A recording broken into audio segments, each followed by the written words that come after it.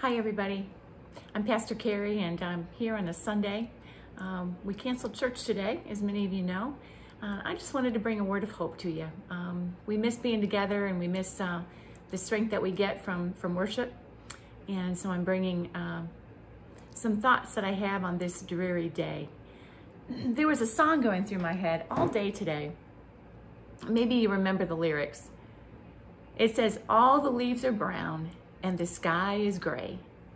I've been for a walk on a winter's day." The song is called California Dreamin', and it ends by the writer wishing that he was somewhere else, LA to be exact. And if he was, well, he just thought everything would be better. This song came to me this morning as I was on a walk with Jeff. We went just to get out of the house on this rainy, cold Sunday morning. Church was canceled and the COVID cases are rising. Thanksgiving get-togethers are canceled or severely limited. Travel plans canceled and no foreseeable end in sight. The words, "it's going to be a very dark winter," kept running through my head, as maybe they have been for you. And the forecast for today, 100% rain. Today is supposed to be Thanksgiving Sunday, I think. So much for that, right? That's when I made a radical suggestion this morning. I said, let's go for a walk. Sounds good to me, Jeff said. It's 34 degrees, the wind is picking up, and it's starting to rain harder. That's what they make umbrellas for, I said. And so out we went. As we were pushing through the wind and the rain, walking up and down hills with the wind beating against us, I did start wondering about the wisdom of that decision. But then I was reminded of another quote by my friend Linwood, who's a personal trainer at the Y. One day he asked, "What is the most important muscle in the body?" I guessed the brain, but I was wrong. The heart, Linwood said. If your heart's not strong, nothing else is going to work very well. And I knew he was right. Whether it is physical, emotional, or spiritual, a strong heart is the most important muscle in our body. Because if we aren't careful, there are a lot of things going on in our world right now that can weaken our hearts spiritually, emotionally too.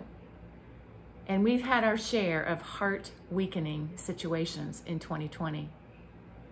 I think about the fear of the virus, the loneliness of isolation, the uncertainty of the future, separation from loved ones, the disappointment just in having our dreams delayed and our plans changed constantly. Not to mention the boredom of being housebound with nowhere to go. So when we're going through hard times, we must do everything we can to strengthen our heart with hope. It's a strong heart that is the most important muscle that will get us through times like we're facing right now. Where do we find this hope? Well, we find it the same place that people throughout ages have found hope. One of my favorite Psalms is Psalm 46, and it starts this way. God is our refuge and our strength, a very present help. Therefore, because of that, that's what therefore means, we will not fear. We will not be faint of heart, even though, and here is a pretty formidable list of reasons to have a weak heart. Even though the earth should change, so much for our changed plans. The mountains should slip into the sea, so much for disrupted Thanksgiving travel. Though the waters roar and foam, what's a little wind and rain? And the mountains quake, it says. Well, at least the forecast today isn't an earthquake. But even if it was, this psalmist tells us that hearts would remain strong because of the hope that is found in God. In other words, nothing was going to weaken this writer's heart, not even a cataclysmic shift in the earth's topography. Pretty amazing hope, isn't it? In the notes for this psalm, we learn that this psalm was written not when things were going well for the nation, but during one of the darkest times in Israel's history, the attack and the subsequent invasion of Israel by Assyria during the reign of King Hezekiah. While there was fear of death, the loss of their homeland, the destruction of their temple, the separation of their family members, and a disruption in their entire way of life, their hearts were strengthened by their hope in their God, who would not forsake them. After a time of worship, the psalmist ends with these words: "Cease striving and know that I am God. I will be exalted among the nations. I will be exalted in the earth." And here's my favorite part: "The Lord of hosts is with us. The God of Jacob is our stronghold." The greatest threat that we face today is the threat of weakening hearts. Don't let your heart become weak. Find hope in God and ask Him to show you ways every day to persevere during this tough time. Maybe it's going for a walk in the middle of a rainstorm. Maybe it's setting up a Zoom meeting for your family members that you won't see on Thanksgiving.